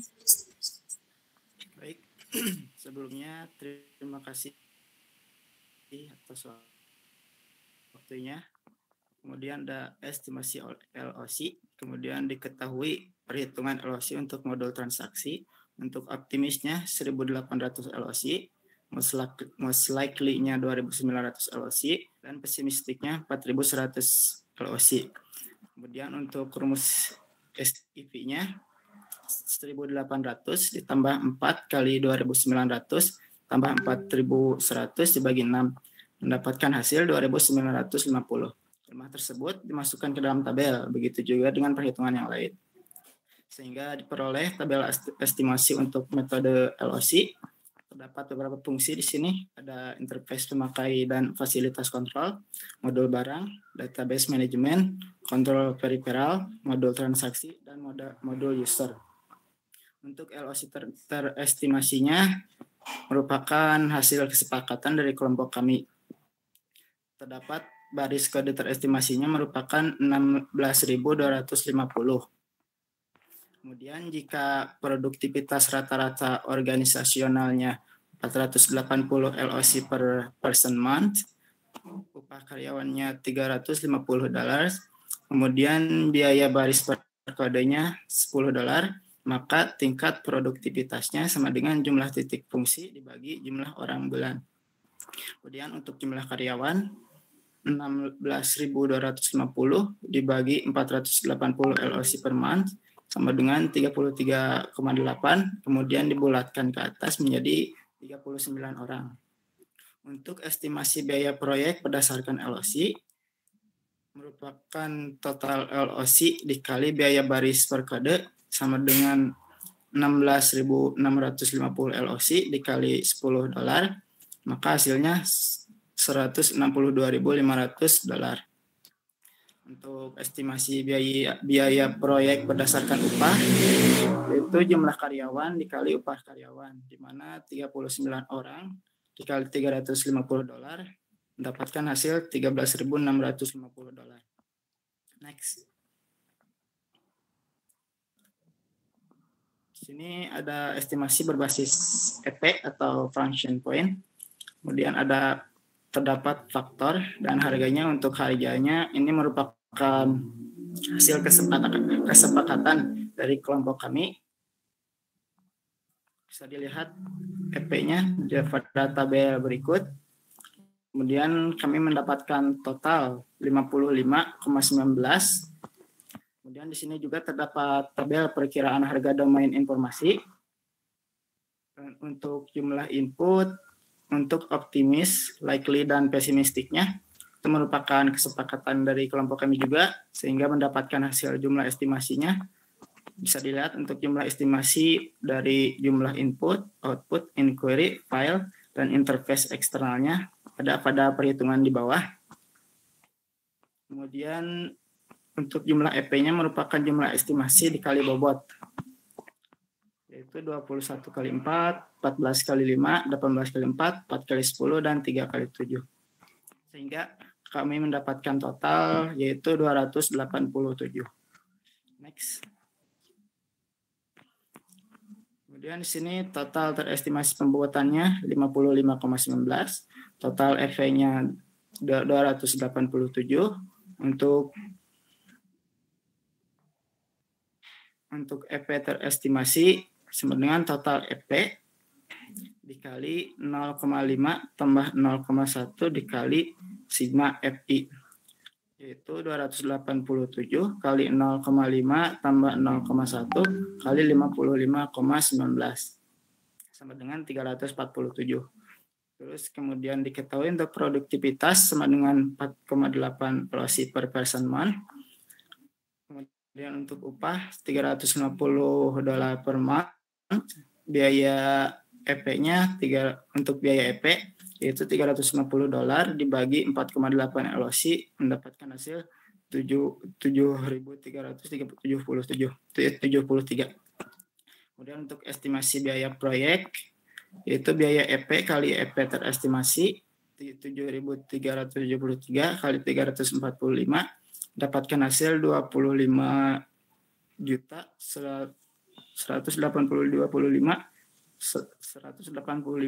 Untuk usaha terestimasinya yaitu total biaya dibagi upah per person dapatkan hasil 72% per month. Next. Sekian dari penjelasan saya kembalikan ke moderator. Baik, terima kasih Saudara Ahmad Dandi. Untuk yang selanjutnya yaitu pembahasan estimasi Kokomo yang akan dijelaskan oleh Saudara Hafiz. Kepada Saudara Hafiz saya persilahkan. Ya, di sini juga ada estimasi berdasarkan Kokomo. Estimasi Kokomo. Di sini juga sudah ada tabel ada rumus Kokomonya dan juga ada tabel koefisiennya. Kita langsung saja ke perhitungan effortnya. Untuk mencari effort yaitu dengan cara A dikali KLOC dikali BB. Sehingga di sini kita dapatkan menjadi 45% per month. Dan selanjutnya kita menghitung durasi proyek yaitu D dengan cara CB dikali E pangkat DB. Sehingga di sini kita dapatkan menjadi 10,5 bulan. Jika sudah dihitung effort dan proyeknya, di sini kita bisa mencari jumlah orangnya dengan cara E dibagi D sehingga kita dapatkan 4 orang. Sekian dari saya kembalikan ke moderator. Baik, terima kasih Saudara Hafiz atas penjelasannya. Untuk yang selanjutnya barangkali ada masukan dan saran dari Bapak, saya persilahkan. Oke, langsung aja ya. Ya Pak. Secara total, nih, menurut kalian aja kurangnya apa? Tahu nggak? Yang ditampilkan presentasi kurangnya apa?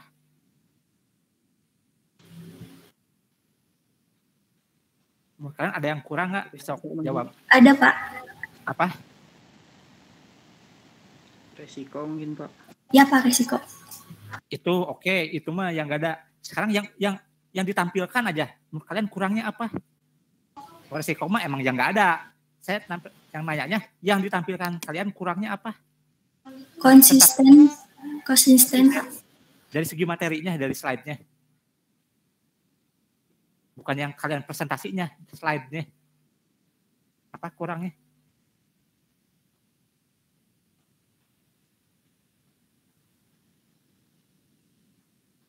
Kurang rapih menurut saya mah. WBS itu kan ada yang putus-putus, terus kotaknya nggak konsisten. Ya, harusnya kayak yang satu level itu besarnya sama. Itu salah satu juga poin loh.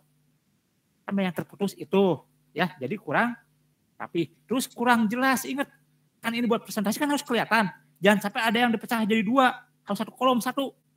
Udah jelas. Yang itunya berikutnya aja tampilkan. Karena kecil jadinya tuh. Jadi poinnya terlalu kecil. Terus ada yang benar nggak? Kelihatan kan? Jadi nggak rapih gitu kelihatannya. Oh, ini pesannya dia harus rapi, jelas. Ini kan apalagi bicara angka. Nah itu ya.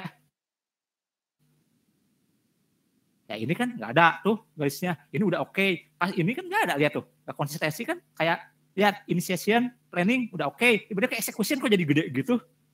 Nggak satu level lagi ya. Kontrol itu beda ya. Jadi usahakan itu konsisten. Terus nggak ada yang garis ke bawahnya tuh kan dikontrol itu kan set, udah aja.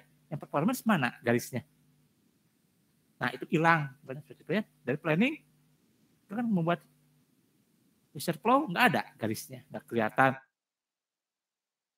Nah gitu ya, itu.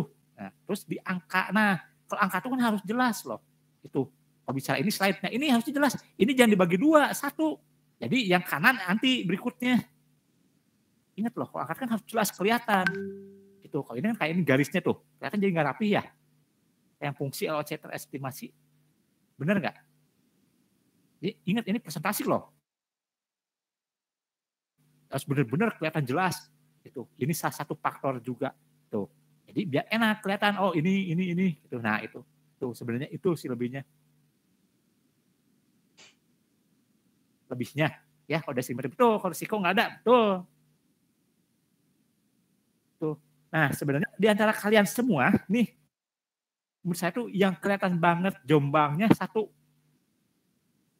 Tahu nggak siapa menurut kalian? Di antara teman kalian semua menurut kalian yang gimana ya kalau menurut kalian tuh jadi tiba-tiba tuh jadi pembeda aja. Siapa? Sok jujur aja menurut kalian siapa? Saya nggak akan bilang jelek, nggak jelek, saya nggak bilang jelek. Beda gitu. Siapa?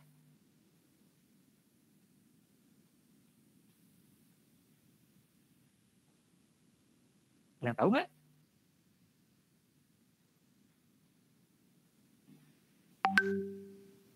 Ayo kelompok 3, ada yang tahu nggak?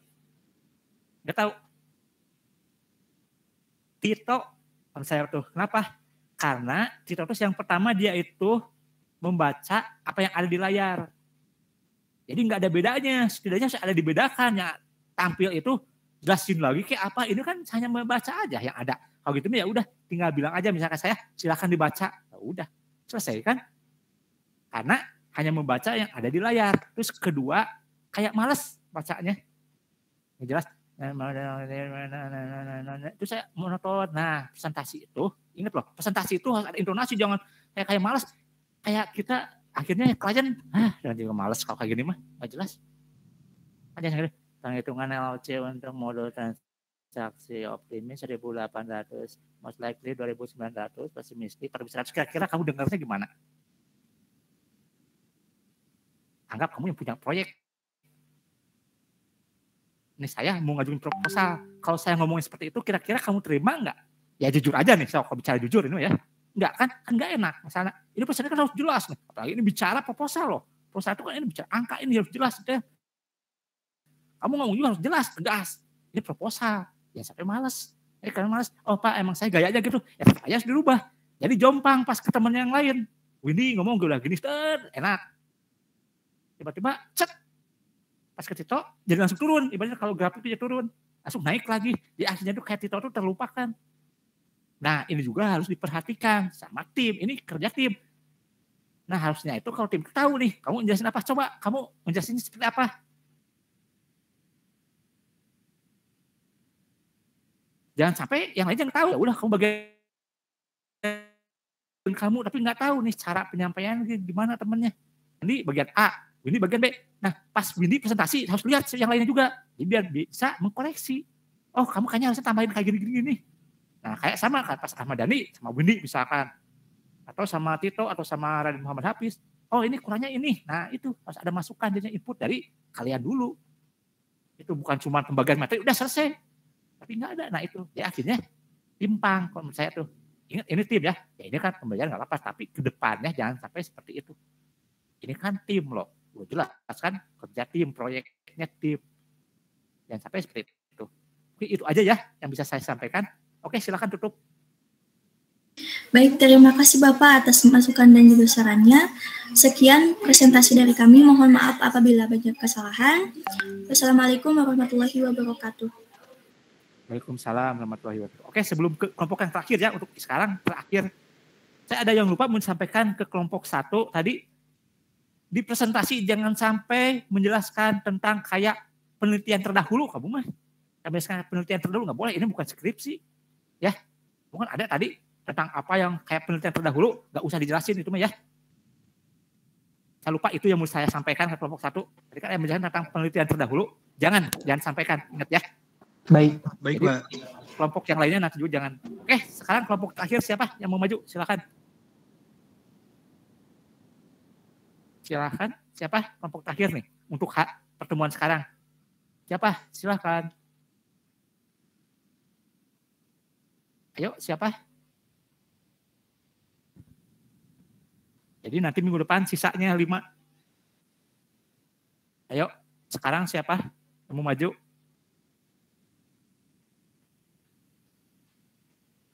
Nggak ada.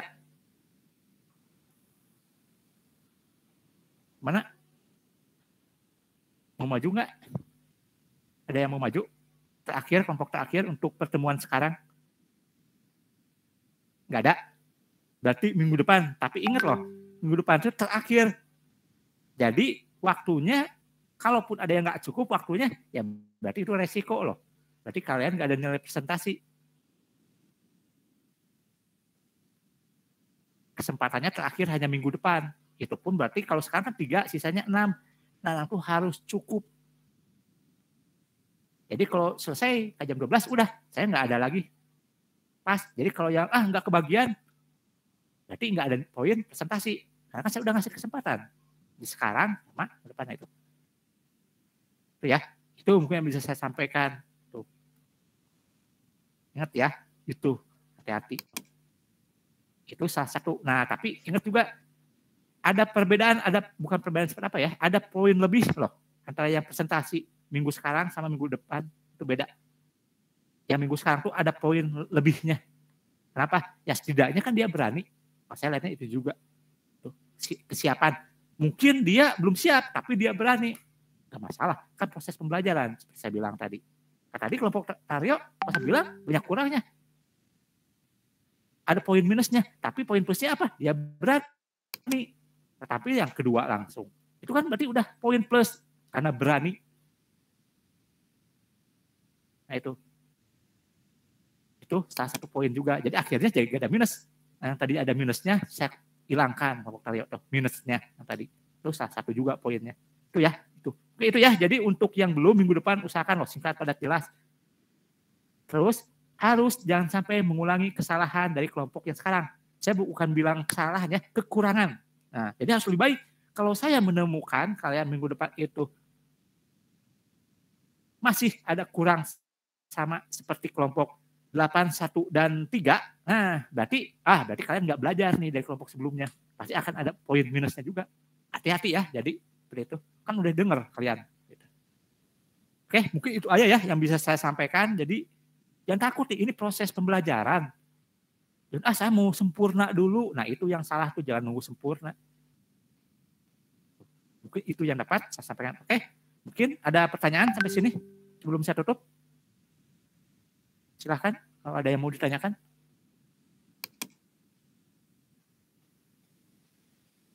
Sudah cukup. Oke, kalau nggak ada mungkin ya ada bisa nanya ke temannya. Nah, ke yang sudah presentasi setidaknya. Mungkin minta kayak tips, gimana nih? Nah, contoh kalau keseluruhan, ya ini anggap aja kalau yang pertemuan sekarang yang terbaik dalam presentasi secara personal Fauzan. Menurut saya, jadi pemahaman materinya kelihatan enak gitu.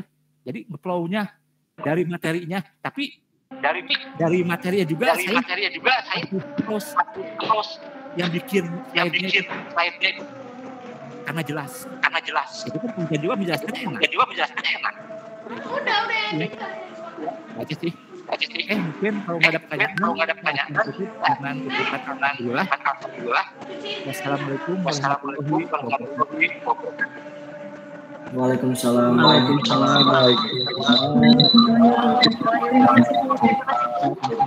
Terima kasih Pak.